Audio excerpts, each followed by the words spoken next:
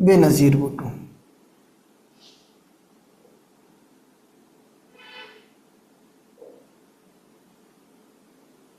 भुट्टो की जो गवर्नमेंट है हमारे पास,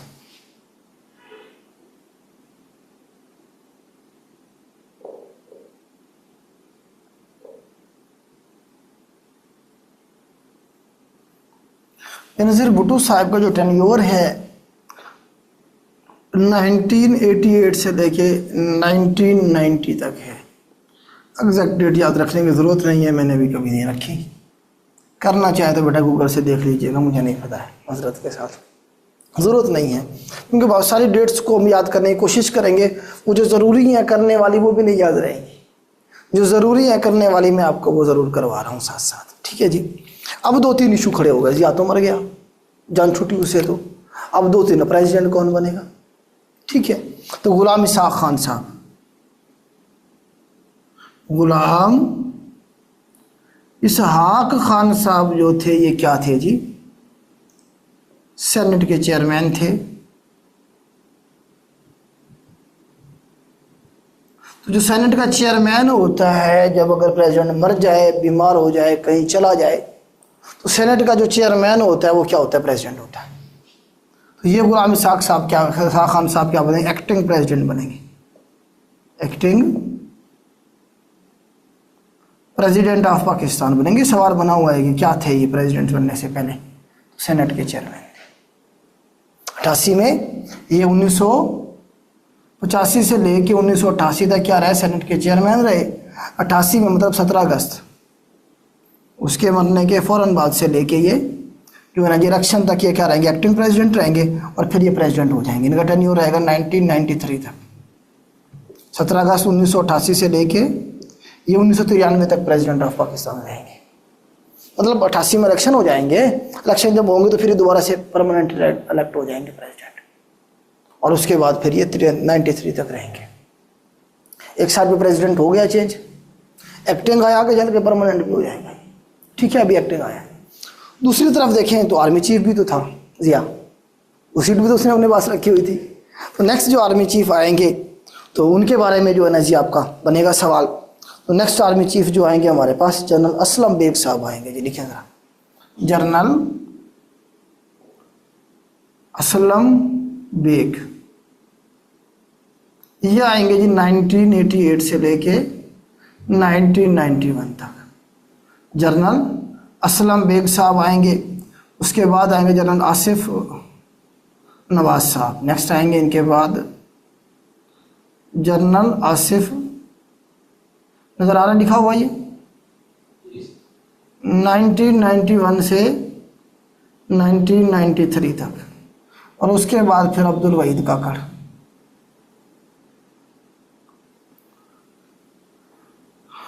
अब्दुल वहीद काकड़, काकड़ फार्मूला इन्होंने दिया था 1993 से 1996। देखिए मैंने आपको एग्जैक्ट डेट नहीं लिखा इनकी, सिर्फ साल लिखवा रहा हूँ। इनके तरतीब से नाम भी याद रह जाए तो फिर भी ठीक है। असल में इतने छोटे छोटे इवेंट हैं, अब कमीशन पूछ रहा होता है तो अब क्या करें, हमें याद तो करने हैं।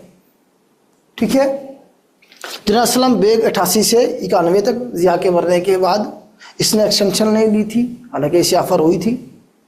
ठीक है, नवाज शरीफ साहब ने इसे ऑफर दी थी, लेकिन इसने कहा नहीं मुझे नहीं चाहिए। उसके बाद जनरल आसिफ नवाज साहब आए 91 से 93 तक, फिर वहीद काकड़ साहब आएंगे जी।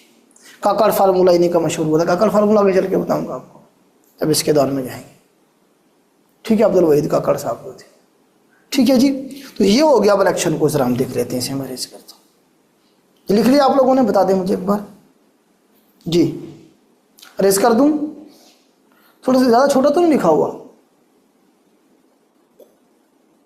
हाँ जी, ज़्यादा छोटा तो नहीं लिखा हुआ मैंने?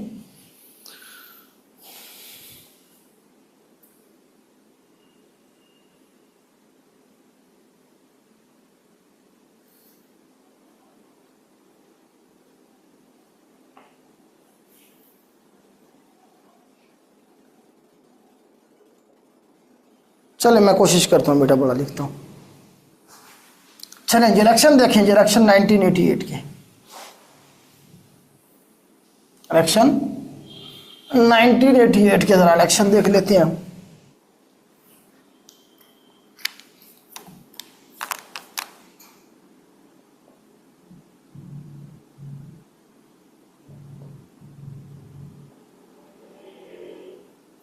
एक तरफ पीपीपी बेनजीर लीड कर रही हैं, कौन लीड कर रही हैं? दूसरी तरफ जिया के सियासी वारिस, जिया के सियासी वारिस IJI बनाएंगे, इस्लामी जमहूरी इत्तेहाद, लिखने जरा, इस्लामी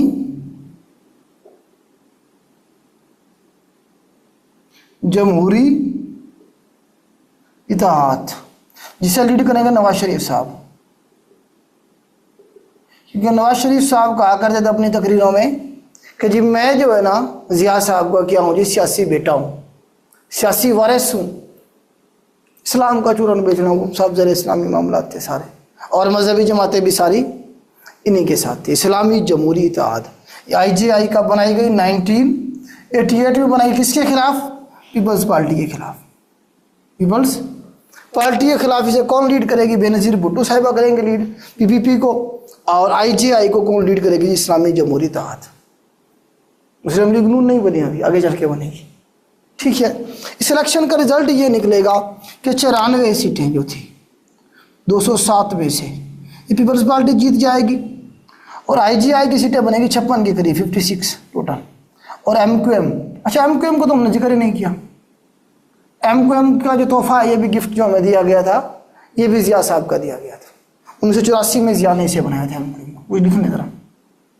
MQM को 1984 में जिया ने बनाया था। क्यों? पीपल्स पार्टी का अरूज था सिंध में, और पीपल्स पार्टी की गवर्नमेंट को गिरा के जिया आया था, तो वहाँ मुहाजिरों को इकट्ठा करके क्या किया, मुहाजिर कौमी मूवमेंट बनाई इसने पीपल्स पार्टी के खिलाफ, ताकि सिंध में पीपल्स पार्टी को काउंटर किया जा सके। तो MQM का जो गिफ्ट था वो भी पूछता है सवाल का बनी, 84 में बनी थी, अल्ताफ भाई। तो वो भी किसका दिया गया था? वो उनके इश्यूज थे मुहाजिरों के, उन्हें जो है ना जी उनके मतलब मामला जो थे उन्हें नहीं एड्रेस किया जाता था, उन्हें एक प्लेटफॉर्म बना के दिया गया, उसके बाद काम चल पड़ा। तो MQM की 13 के करीब सीटें थी, 13 सीटें इस इलेक्शन के अंदर MQM की बनी, और 56 सीटें बनी IJI की। IJI का एब्रीवेशन भी पूछेगा, ये पूछेगा कौन लीड कर रहा था। मुफ्ती महमूद साहब, ये सारे इसी में थे, ये सारे जितने भी मजहबी थे लोग उस वक्त जो लीडरान थे। ठीक है, मुफ्ती साहब तो खैर फौत हो गए थे पहले ही। मुफ्ती साहब ऐसे अलग हो गए थे, वो कहते थे कि सियासत में जो है ना जी नहीं होना चाहिए, मतलब है कि हमें जो इस्लाम के नुमाइंदे हैं उनका सियासत के साथ कोई गर्ज नहीं होनी चाहिए। वो अलग हो गए थे, 70 की दिहाई में अलग हो गए। वो तनकीद किया करते थे उल्टा इनके ऊपर, फजलुर रहमान साहब और इनकी पार्टी और बाकी मामला के ऊपर। जमात मतलब एक ही थी, लेकिन वो अलग हो गए थे उनकी, फिर आपको पता है कि मामला अलग चले थे। चले जी, इलेक्शन हो गए। अब पीपल्स पार्टी और MQM मिल के क्या बनाएगी? गवर्नमेंट बनाएगी। MQM को इनके साथ बिठाया जाएगा, और उसके बाद क्या किया जाएगा जी? गवर्नमेंट बनाई जाएगी बेनज़ीर साहिबा की। 1988 में बेनज़ीर क्या बनेगी? पाकिस्तान की पहली मुसलमान, बल्कि दुनिया की पहली मुसलमान, पाकिस्तान की first women prime minister, women and Muslim.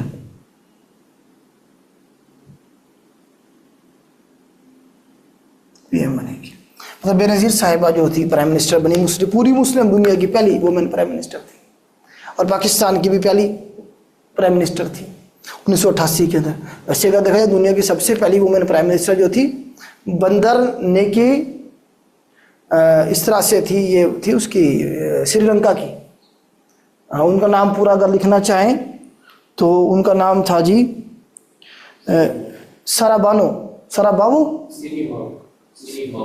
सिरीमावो, इधर लिख देता हूँ मैं, सिरीमावो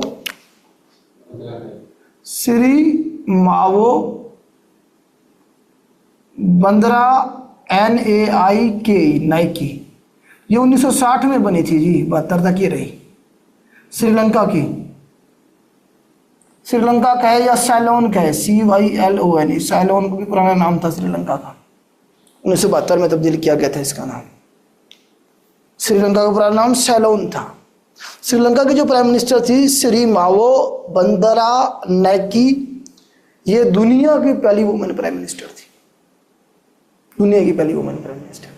ठीक है, मुसलमान नहीं थी ये, दुनिया की बात कर रहा हूँ। मुसलमान दुनिया की पहली प्राइम मिनिस्टर पूछेगा आपसे, बेनज़ीर भुट्टो साहिबा। पाकिस्तान की पहली वुमेन प्राइम मिनिस्टर भी बेनज़ीर भुट्टो साहिबा बनेगी। ठीक होगा, इसे मैं रेस करता हूँ। थोड़ा सा बेनज़ीर के बारे में देख लेते हैं हम कि इन्होंने कौन कौन से काम किए या करने की कोशिश की और फिर इनकी गवर्नमेंट को कैसे गिराया गया। ठीक है,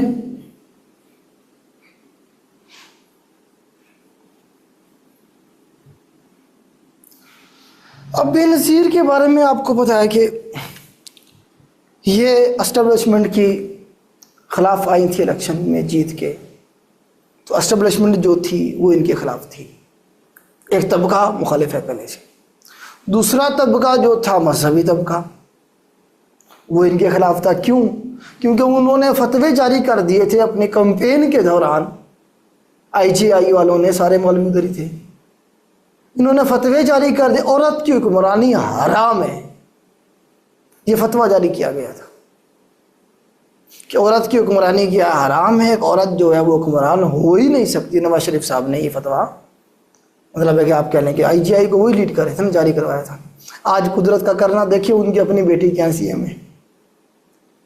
ठीक है, आज तो फिर आपको पता है कि वो लीगल हो गई होंगी। खैर जी, बताने का मकसद ये है कि एक जो मजहबी तबका था वो बेनज़ीर साहिबा के खिलाफ था। उस वक्त अवेयरनेस नहीं थी, मीडिया नहीं था, सोशल मीडिया तो था ही नहीं। जो मीडिया था वो भी कंट्रोल्ड था, मामला सारे कंट्रोल्ड थे। तो इस तरह से एक वो तबका इनके खिलाफ था, मजहबी तबका।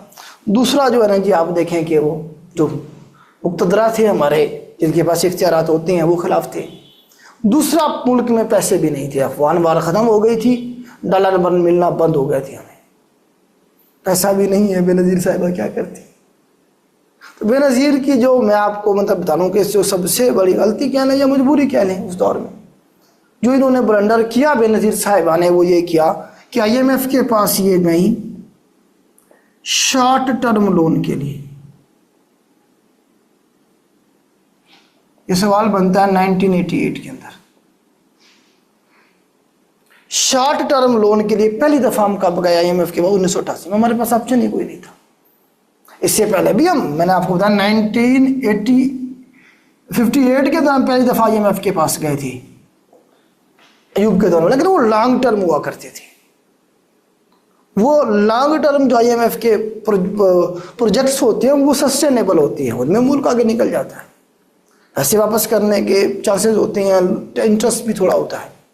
वो डिक्टेट नहीं करता IMF उसमें इस तरह से जिस तरह शॉर्ट टर्म लोन में करता है। तो पहली दफ़ा बेनज़ीर साहिबा गई और वहाँ से जो पाकिस्तान फंसा IMF के चुंगल में, आज तक नहीं निकल सका। मज़ीद हम उसमें चुंगल में फंसते जा रहे हैं। ये बेनज़ीर साहिबा के दौर में जो हुआ मैं बता रहा हूँ। अब बेनज़ीर साहिबा ने और क्या करने की कोशिश की? एक तो बेनज़ीर साहिबा के बारे में मैंने आपको बताया कि ये जो है ना, इनके जो भाई थे अल-जुल्फ़िकार, जो इन्होंने बनाई थी 1979 में, मैंने ऑलरेडी बता दी, इधर भी ऐड कर लीजिएगा। देखिए ना, भुट्टो की अगर औलाद को देखें हम, तो एक हमारे पास है जी शाहनवाज, दूसरा है मीर मुर्तज़ा, दूसरा है बेनज़ीर। इन्होंने बनाई अल-जुल्फ़िकार। 1981 में जहाज़ भी हाईजैक किया, ज़िया को मारने की कोशिश भी करते लेकिन नहीं कर पाए। इसकी 1985 में फ्रांस के अंदर डेथ हो गई, अपने घर में मुर्दा पाया गया, कत्ल हुआ था इसका। मीर मुर्तज़ा भुट्टो साहब जो थे, इनकी 1996 में पुलिस ऑपरेशन के अंदर इन्हें मार दिया जाएगा, पुलिस ही मार देगी। और इनकी बहन जो बेनज़ीर होगी वो प्राइम मिनिस्टर होगी उस वक्त।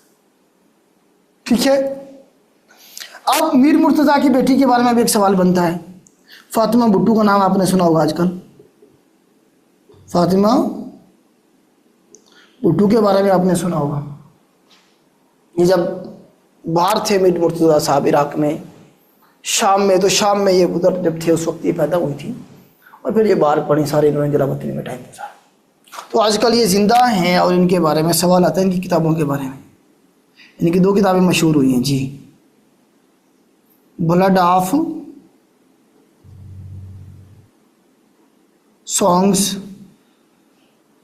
और इनका पूरा नाम था जी, किताब का नाम अगर आप देखें ब्लड ऑफ सॉन्ग्स एंड इस तरह से कुछ नाम था, और दूसरा था विस्पर इन डेजर्ट। इनका देखिएगा, इनकी बुक का नाम ब्लड ऑफ सॉन्ग्स और इस तरह से कुछ पूरा नाम है।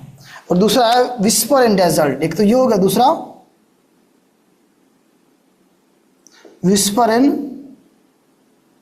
Whisper of desert. एक तो ये किताब इनकी मशहूर हुई, और दूसरा इनकी बुक का नाम देखें ज़रा, पूरा नाम मेरे जहन से निकल गया है, सॉन्ग्स ऑफ ब्लड एंड इस तरह से कुछ था। हाँ जी,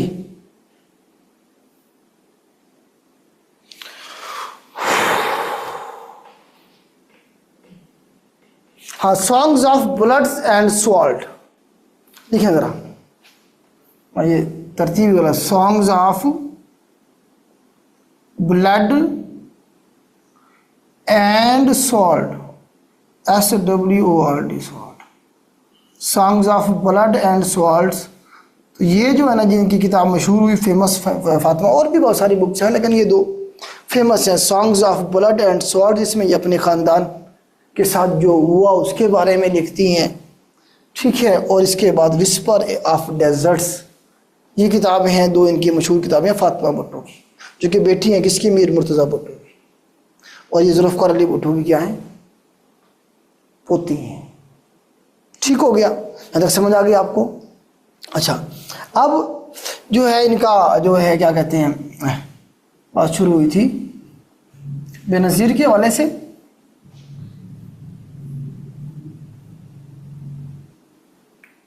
हाँ, शॉर्ट टर्म लोन ले लिया तो बस ठीक है।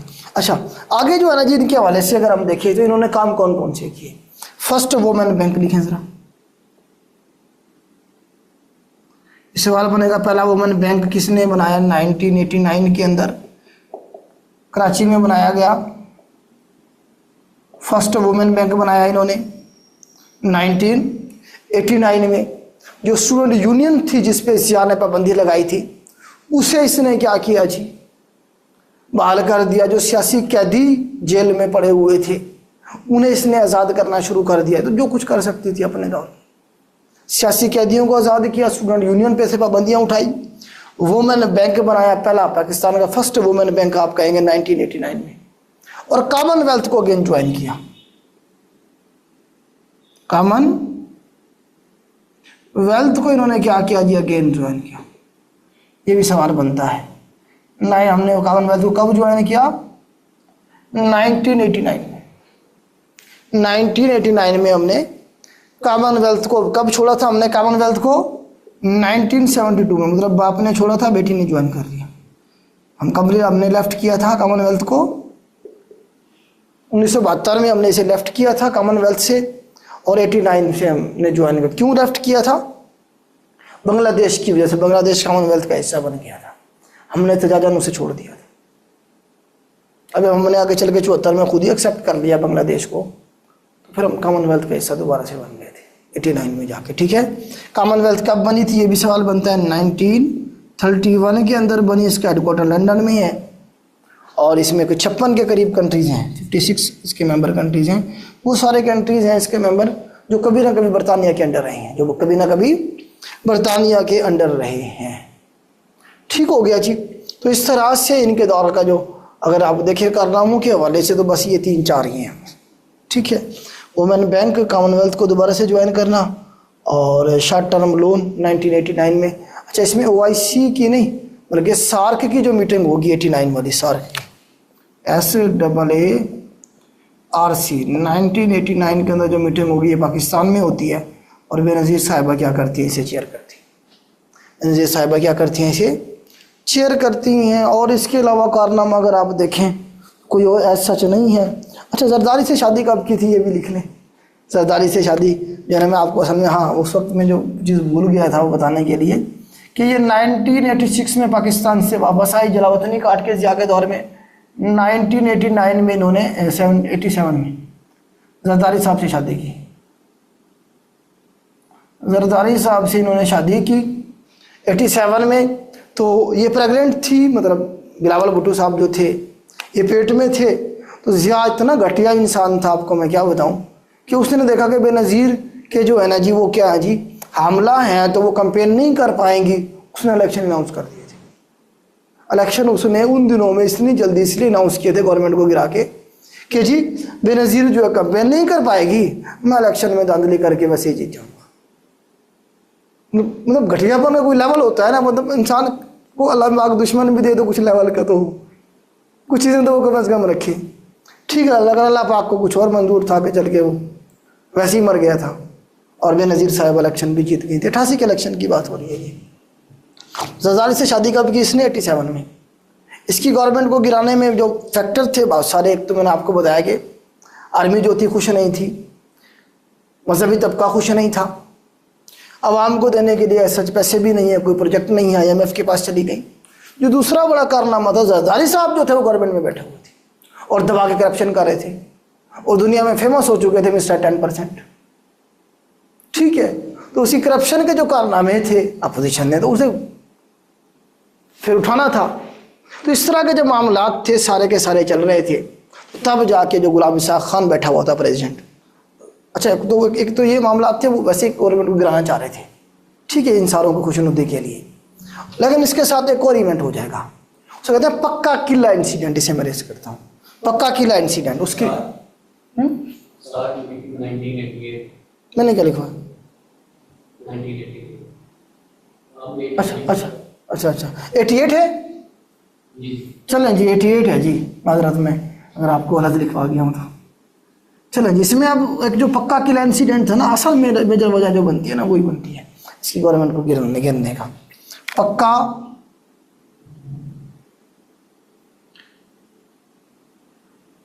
किला इंसिडेंट 1990। अब बेनज़ीर की गवर्नमेंट के साथ PPP की गवर्नमेंट के साथ प्लस कौन है? MQM है। इनके अलायंस से गवर्नमेंट बनी थी ना 88 से 90 वाली।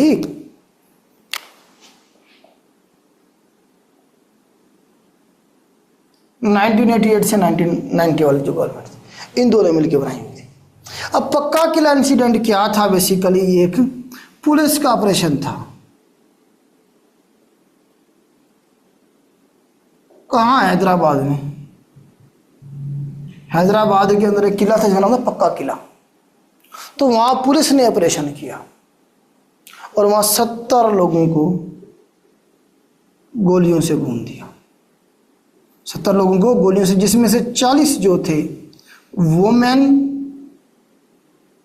और चाइल्ड, बच्चे थे। मतलब 40 जो थे उसमें से औरतें और बच्चे थे। टोटल 70 लोगों को मार दिया गया पुलिस ऑपरेशन है। मतलब गवर्नमेंट में कौन बैठी हुई है? बेनज़ीर साहब बैठी। अब उसके कंट्रोल में कितना था, कौन कंट्रोल कर रहा था मामलात को, आपको पता है। यहाँ तो जो है ना जी, चलें रिकॉर्ड हो रही हैं सारी चीज़ें। तो इसमें जो है ना जी आपको पता है कि 40 लोग जो थे वो मार दिए गए। मतलब 40 तो औरतें और बच्चे थी, उसके अंदर टोटल 70 लोगों को मार दिया गया। अब ये सारे के सारे, जब इनकी शिनाख्त हुई थी, सारे के सारे कौन थे? MQM से इनका ताल्लुक था। मतलब MQM के सपोर्टर थे। जो गढ़ था MQM का, आप कह लेंगे हैदराबाद में, MQM ने कहा कि जी गवर्नमेंट ने किया है तो सारा कुछ, पीपल्स पार्टी ने किया है। तो अभी बातचीत इस तरह से चल रही थी, गवर्नमेंट को वो धमकियाँ दे रहे थे जी हम गवर्नमेंट से अलग हो रहे हैं, पीपल्स पार्टी से कह रहे थे। उसी दौरान क्या करेगा जी गुलाम इसाक खान, क्या करेगा? बेनज़ीर की गवर्नमेंट को घर भेज देगा और मामला को कंट्रोल कर लेगा और कहेगा जी दोबारा से इलेक्शन होंगे और नई जो है गवर्नमेंट आएगी। तो गुलाम इसाक खान साहब बैठे हुए थे। कौन जी?